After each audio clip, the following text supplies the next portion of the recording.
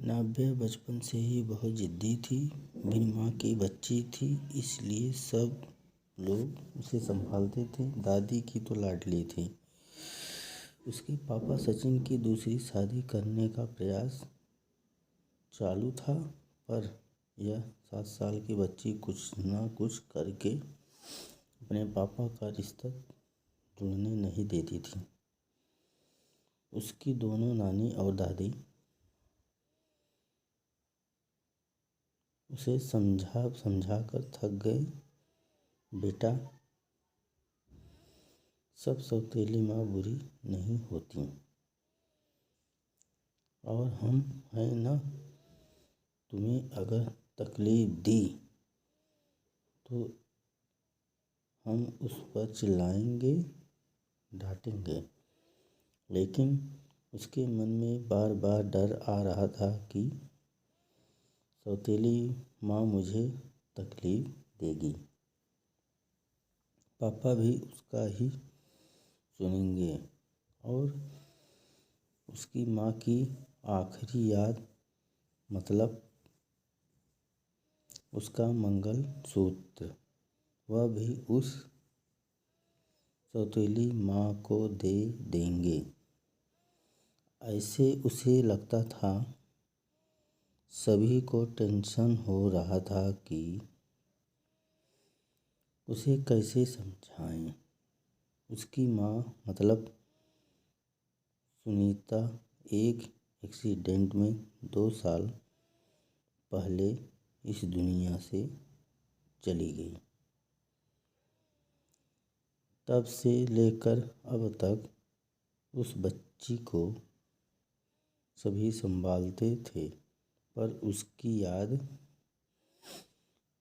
या जिद जरा ज़्यादा ही थी। कैसे बताएं। अभी इसे उसकी दादी ने उसकी ही मौसेरा भाई की लड़की पसंद कर ली थी। उसकी भी शादी होकर तलाक हो गया था और उसे एक लड़का भी था, पर यह बच्ची सुनने को तैयार नहीं थी। वह लड़का है, मतलब उससे ही सब प्यार करेंगे, मुझसे नहीं, ऐसा मन में वहम बिठाए वो इस शादी को नहीं होने देगी, ऐसी जिद पकड़ कर बैठी थी। उसके जिद के आगे सचिन भी नहीं बोल सका। दोनों दादी और नानी काफ़ी चिंतित हो गईं। बाद में सुनीता की माँ ने समस्या का समाधान निकाला। सुनीता की एक दोस्त माया, जिसकी उम्र हो चुकी थी, इसलिए उसकी शादी तय नहीं हो रही थी। उसके घर जाकर नानी ने सब हकीकत बताई। वह सब सुनने और समझने के बाद भी माया शादी के लिए तैयार हो गई। इस वजह से दोनों नानी और दादी भी काफ़ी खुश हो गए।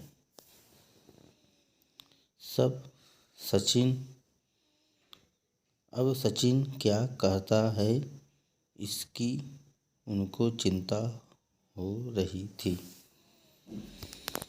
खुद सास ही बोल रही थी, इसलिए जमाई तैयार हो गया लड़की को मिलने के लिए।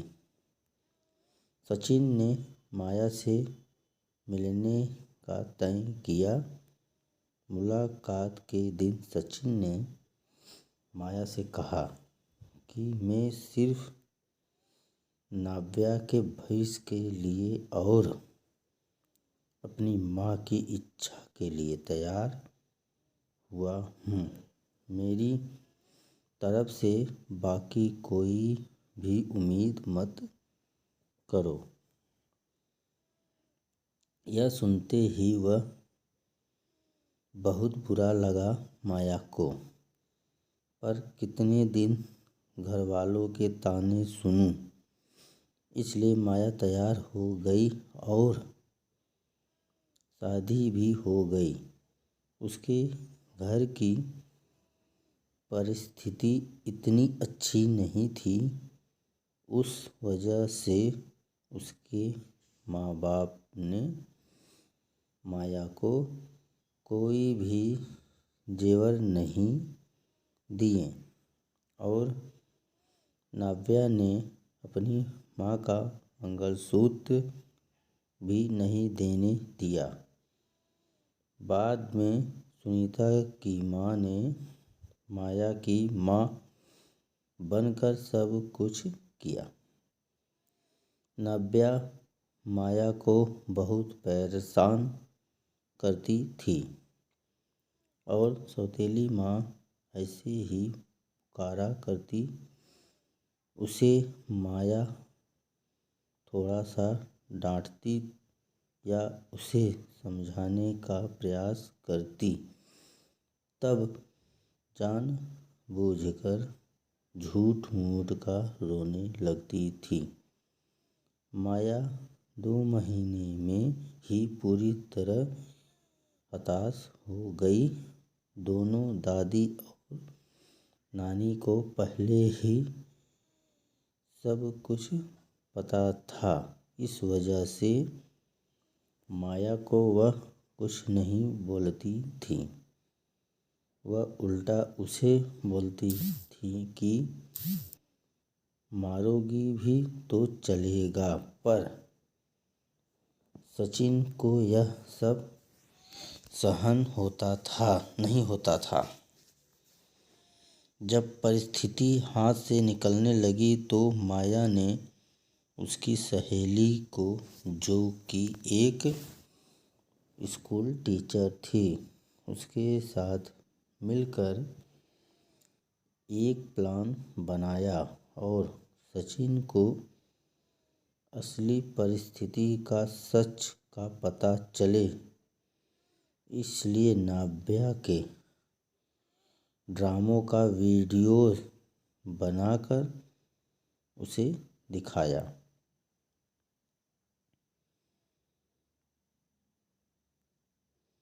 पहले माया को ही गलत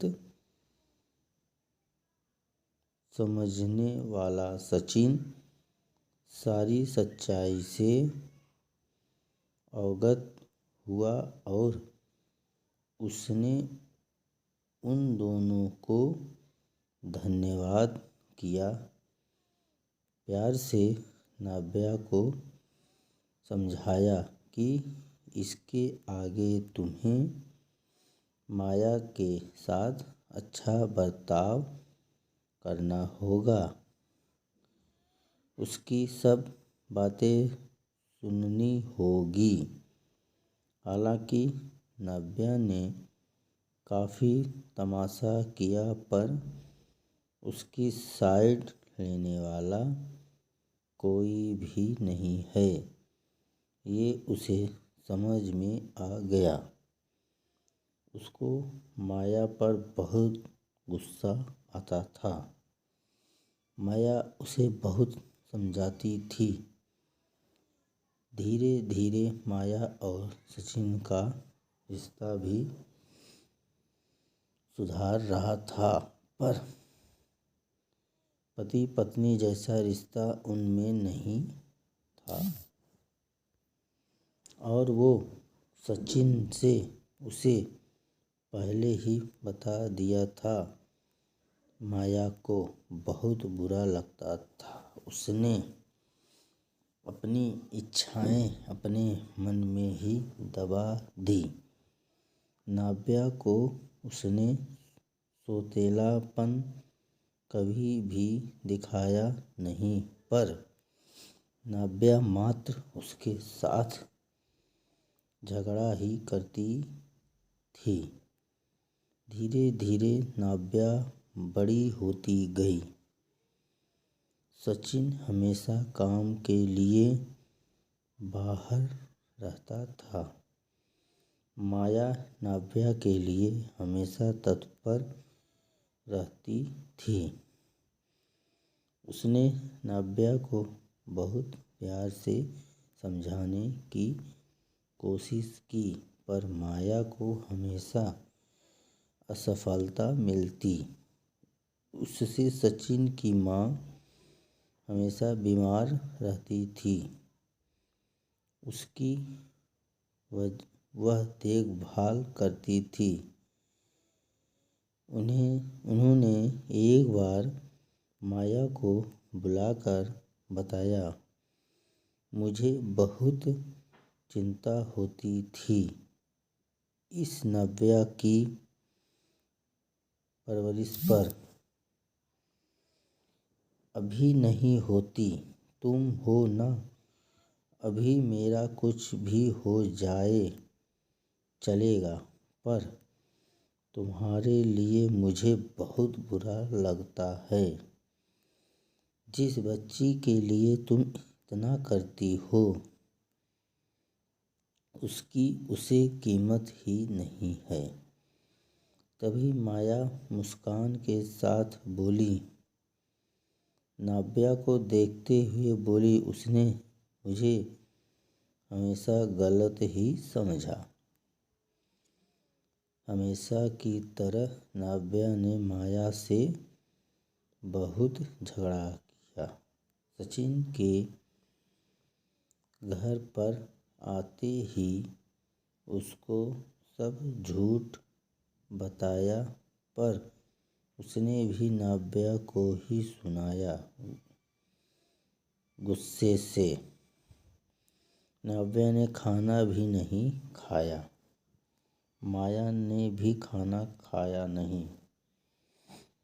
नाव्या को समझाने के लिए गई तो माया ने कहा,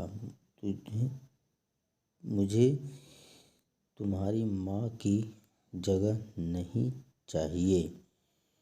उसकी आखिरी निशानी मतलब उसका मंगलसूत्र भी नहीं चाहिए। मुझे सिर्फ तुम माँ बोलकर पुकार लो। मेरे लिए उससे बड़ा कोई पुरस्कार नहीं होगा। जिस दिन तुम ऐसा करोगी, उस दिन मुझे ममता का गहना मिल जाएगा। वही मेरा खरा पहला गहना होगा। पर नाव्या सुनेगी तब न। जैसा था वैसे ही सब चालू रहा। कई दिनों बाद दादी की तबीयत बिगड़ी। उन्होंने सचिन को बुलाया और कहा, माया बहुत अच्छी लड़की है। वह कभी भी भेदभाव नहीं करेगी। तुम उसको अपनी पत्नी की तरह स्वीकार कर लो। उसकी भी कोई उम्मीद होगी तुमसे, वह पूरा करो। ये आखिरी शब्द बोलकर दादी चल बसी। सचिन को माँ के वह शब्द कान में गूंज रहे थे। महीना हो गया, तब भी वही शब्दों का विचार करके गैलरी में शांत बैठा था। उतने में माया ने खाना खाने के लिए आ रहे हैं ना ऐसा बोलकर बुलाने आई। सचिन का सब्र का बांध टूट गया। वह माया के गोद में सिर रखकर बहुत रोने लगा। आज 5 साल बाद पहली बार सचिन ने माया को छुआ। माया घबरा गई। इतने में नाव्या वहाँ पर आ गई। इस वजह से वह विषय वहीं पर ही खत्म हो गया। कई दिनों बाद वापस सब नॉर्मल हो गया। दोनों ही अब शरीर से मन से नज़दीक आ गए थे। नाव्या को समझ आने के बाद वह भी जरा अच्छा बर्ताव करने लगी। अभी उसकी 12वीं की परीक्षा थी, इसलिए माया उसके टाइम टेबल सब ठीक से संभाल रही थी। कुछ मिलाकर सब अच्छा चल रहा था। ऐसे में उसकी खुशियों को नज़र लग गई। सचिन का भी एक्सीडेंट हो गया और वह गुजर गया। अभी माया और नाव्या वह दोनों ही थी। एक दूसरे के लिए जो भी सेविंग भी थी उस पर घर चल रहा था। माया तो ग्रेजुएट नहीं थी, इस वजह से उसे नौकरी मिलने में दिक्कत आ रही थी। छोटी छोटी नौकरी करके वह घर खर्चा चला रही थी। सचिन की सब सेविंग उसने नाव्या के लिए रख दी। अब नाव्या को प्यार हो गया था सुशांत नाम के लड़के से। इस वजह से माया ने उसका प्रेम विवाह करने का सोचा। सब लोग अच्छे हैं, नाव्या भी खुश रहेगी ऐसा उसे विश्वास था। पर सुशांत की माँ खड़ूस थी। सचिन के जाने के बाद उसकी परिस्थिति भी अच्छी नहीं थी। नाव्या शादी के बाद ज़्यादा गहने नहीं लाई, इसलिए ससुराल वाले उसे तकलीफ दे रहे थे। उसकी सास की सहेलियाँ घर पर आई थी नई दुल्हन से मिलने। तब नाव्या की सौतेली माँ के बारे में बुरा भला बोल रही थी। सौतेली माँ है ना, इसलिए ऐसा जानबूझकर किया होगा। सब कुछ खुद के लिए रखा होगा और बेटी को लंका की पार्वती बनाकर सिर्फ मंगलसूत्र पहनाकर भेज दिया और हंसने लगी। अभी उसका खुद पर का नियंत्रण टूट गया। मेरी माँ की आखिरी याद मतलब यह मंगलसूत्र है, जो मेरी इच्छा थी कि मैं ही उसे पहनूं।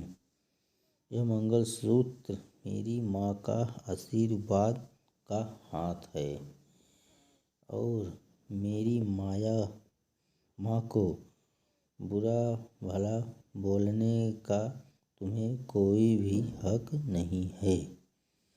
आज वह है, इसलिए मैं हूँ। उन्होंने मुझे अच्छे संस्कार दिए, डिसिप्लिन सिखाया, समय और बड़ों का संयम और बड़ों का सम्मान। यह सब बातें कोई भी उम्मीद न रखे हुए सिखाया।